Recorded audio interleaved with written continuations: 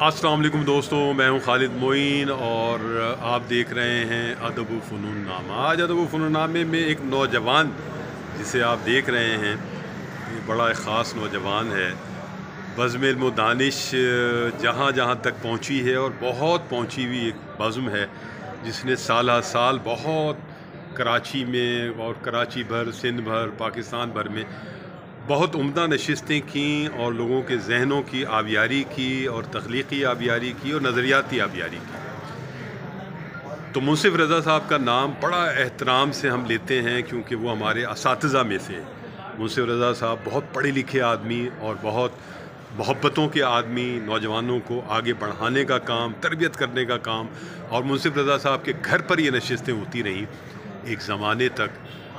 तो मुंसिफ रज़ा साहब के साहबजादे हमारे साथ मौजूद हैं और सैयद हसन नासिर कास रज़ा।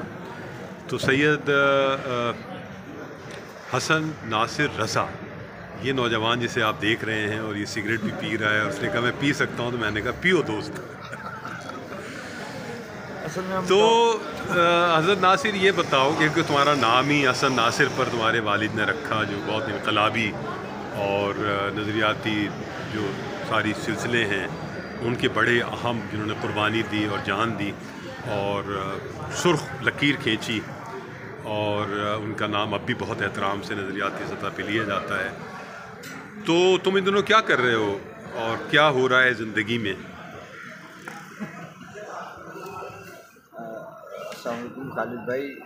थोड़ा सा लाउड बोलना। खालिद भाई अस्सलामुअलैकुम। बस हम भटकते भटकते एक रोज़गार हमें मिल गया है, दुनियावी रोज़गार जो तकाज़े उसको पूरा करने के लिए। तो असल में हम पहले एक इंडस्ट्री में थे, फार्मा इंडस्ट्री में 10-11 साल वहाँ काम किया। फिर उसके बाद वहाँ से रिज़ाइन करके, शायद कुदरत का फ़ैसला ये था कि हम बिल्कुल सिनेरियो हमारा तब्दील हुआ, क्योंकि हम एक वीवीआईपी और एक बड़ा एक जिसे कहते हैं एक सेटल्ड जॉब थी तुम्हारी, बहुत अच्छी जॉब, जो लाइफ स्टाइल एक बहुत अच्छा था। तो उसके बाद फिर हम बहुत वर्स्ट कंडीशन में आए, जो रोज़गार के मसले बने, काफ़ी लंबा अरसा बने। तो मैं उसके बाद अब जाके एक रोज़गार लगा है काफ़ी सालों के बाद। तो ये बीच का जो वक्त गुज़रा है हमारा, लोग इस वक्त को बुरा वक्त समझते हैं, हालांकि ये वक्त बड़ी नेमत होती है। ये पर्दे, आँखों से पर्दे हटाता है और ऐसे हटाता है कि आदमी का एक्सरे करता है, क्योंकि इंसान लोगों के बीच में रहता है, रवैयों से आशना होता है, और इंतहाई मजबूरी के हालत में जब जो आशनाई होती है वो बड़ी देरवा होती है और वो बड़ा याद रहने वाली होती है। तो ये सिखाता है वक्त। उसके बाद अब ये है कि एक रोज़गार पे हैं। अच्छा, बीच में अरसा ये हुआ कि हम गज़ल की कुछ लिखने लिखाने का सिलसिला था, आज से समझने के 25 साल पहले से थोड़ा बहुत कुछ लिखते थे, उल्टा सीधा जैसा भी कह लें। नहीं, खूब लिखते हो। हाँ, तो फिर उसके बाद सिलसिला ऐसा हुआ, हमारे अपने एक मामू हैं, इन्होंने एक मनकबती सिलसिले की एक नशिस्त कायम की, जिसमें हमें खींच के ले गए, क्योंकि हमारा ऐसा मजहबी इतना रुझान नहीं था। क्योंकि मजहबी रुझान, मजहबी जो मामलात हैं, उनको आप साइंस से और दुनिया से और माशरे से काट के अगर देखेंगे तो वो मज़हब भी नहीं है, ठीक है ना, वो मज़हब भी नहीं। तो बहरहाल उन्होंने, हम ना समझ के, हम भूल के, अब लिखना तो जानते थे, थोड़ा लिखा पसंद किया गया।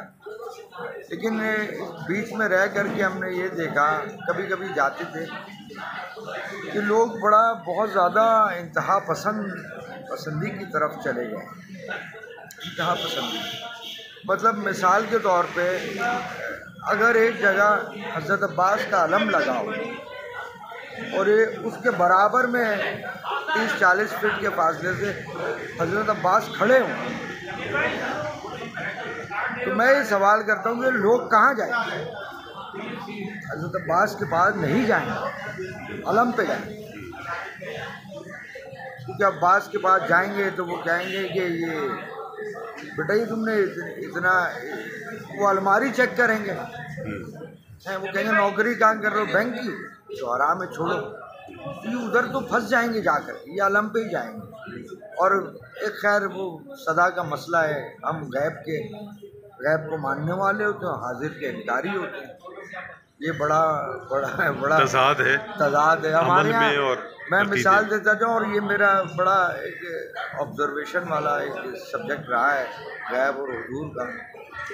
वो एक हमारे मामू ने एक मिसरे तरा दी, तो उसमें उन्होंने कहा कि वो मिसरा दिया कि इमाम ज़माना अलैहिस्सलाम से तालिक था, तो कहने लगे कि मिसरा दिया कि हुजूर आपके आने पे बात ठहरी है। ठीक है, मैं इस बात का इनकारी नहीं, लेकिन बात है कि बीच में आप भी हैं, मैं भी हूँ, ये ज़मीन भी है, ये माशरा भी है, और मैं सांसें ले रहा हूँ, मैं चल फिर रहा हूँ, मेरे हाथ सलामत है, ठीक है ना। तो मेरे या तो हाथ पांव कटे हो तो मैं ये कहूँगी भाई खालिद भाई आइए मुझे ये पानी पिला दीजिए, पानी के गिलास उठा के, जब मेरे हाथ। तो तुमने क्या लिखा थी बताओ? हाँ, मैंने उस पर उन्होंने मैसेज है कि हुजूर आपके आने पे बात ठहरी है। हाँ। पहले तो मैंने उनको फ़ोन करके नाराज़गी का इजहार किया थोड़ा सा, फिर मैंने महफिल में गया तो मैंने उस पर कुछ अशार लिखे थे, मैंने पढ़े, मैं सुना दूँगी। हुजूर आपके आने पे बात ठहरी है। मैंने उसको कहा कि ये बात ही सबबे मुश्किलात ठहरी है, ये बात ही सबबे मुश्किलात ठहरी है, ये बात ही सबबे मुश्किलात ठहरी है, जो बात नहीं है वो बात ठहरी है। और कहूँगा मैं तो सही को सही, गलत को गलत, इसी गुनाह पे मेरी निजात ठहरी है। और मैंने उसमें गिरा लगाई थी मिसरे पे कि मैंने इसी तरह इशारा करके पढ़ा। मसला ये मेरी नज़र में पड़ा कि वो इंतज़ार के मारों के इंतज़ार में हैं, हुजूर आपके आने पे बात ठहरी। मसला ये, जब तक तुम महराब से नहीं निकलोगे और मैदान का रुख नहीं करोगे तो तुम ना हुसैनी हो, ना रसूल के मानने वाले हो। रसूल ने क्या किया? अच्छा, तुमने किसी की लानत खाई, रसूल ने तो जुड़िया खाई थी सच बोलने, उस सच बोलोगे तो मसाइल पैदा हो, सही ना। तो ये एक मौजू है। फिर मैंने उस पर लिखा। हाँ, तुम अपनी गज़ल की वो शेर सुनाओ बस। जी, वो तो एक मौजू गुमराही वाला। हाँ, तुम लिखते ही मौजूआती हो, ज़ाहिर है नजरियाती आदमी, उसमें भी ये बात आ रही है कि बस तुम्हारी आस है ऐसी बसर होने के बाद, बस तुम्हारी आस है ऐसी बसर होने के बाद, सुबह गिरिया कर रही है शाम सर होने के बाद, सुबह गिरिया कर रही है शाम सर होने के बाद, और आगही पे गुमराही का ये बड़ा एहसान है, आगही पे गुमराही का ये बड़ा एहसान है, आ गए मंजिल पे आखिर दर बदर होने के बाद, आ गए मंजिल पे आखिर दर बदर होने के बाद, और जब तलक मैं जानता था तब तलक लाइल था, जब तलक मैं जानता था तब तलक लाइल था, बाखबर मैं हो रहा हूँ बेखबर होने के बाद, बाखबर मैं हो रहा हूँ बेखबर होने के बाद, और एक खटका सा है दिल को आपके दीदार में, एक खटका सा है दिल को आपके दीदार में, खो ना जाए सारे मंजर आँख तर होने के बाद। तो खालिद भाई, और वो गुमराही वाला आ गया। जी, गुमराही हो गया।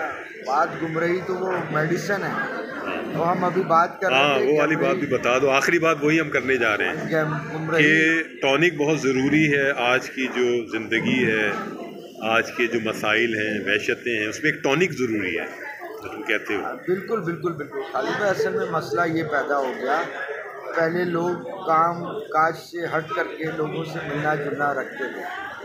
उस दौर की स्टैटिस्टिक उठा लें लोगों की बीमारियों की, ठीक है, और आज की उठा लें, आज लोगों के पास वक्त ही नहीं है। तो ये ऑफिस दफ्तर के मामलात, फिर उसके बाद घर आए, घर को टाइम दिया, उसके बाद मैं ये समझता हूँ कि मेडिकेशन का टाइम है, आधे से 1 घंटा कोई आपकी, जिसे मैंने क्या चाहिए, बेकारी का टाइम, किसी दूसरे से इंटरेक्शन होने के बाद वो बगैर किसी मकसद का इंटरेक्शन, यानी बेकार की फजूल का टाइम, वो फजूल का टाइम जो है वो ज़रूरी है, वो टॉनिक है आपके लिए। वो उसकी दलील भी रखता हूँ, प्रूफ है। जो लोग सुबह काम धंधे पे अपने रोज़गार से आते हैं, घर आते हैं, उसके बाद घर के होके रह जाते हैं, कहीं नहीं करते, उनकी शुगर लेवल आप चेक करें, उनका ब्लड प्रेशर चेक करें, सारी चीज़ें चेक करें, क्योंकि उनका मंजरनामा ही तब्दील नहीं हो रहा। काम के इश्यूज, काम वही रूटीन के काम, फिर उसके बाद घर के चेहरे, वही दीवारें, वही चीज़ें, तो मंजर चेंज नहीं हो रहा, उसको मस्ती का टाइम मिल नहीं रहा। ठीक है सैयद हसन नासिर रज़ा, जिंदाबाद। फिर से बात होगी तुमसे, बहुत अच्छी बातें की है, जिंदाबाद। शुक्रिया बहुत।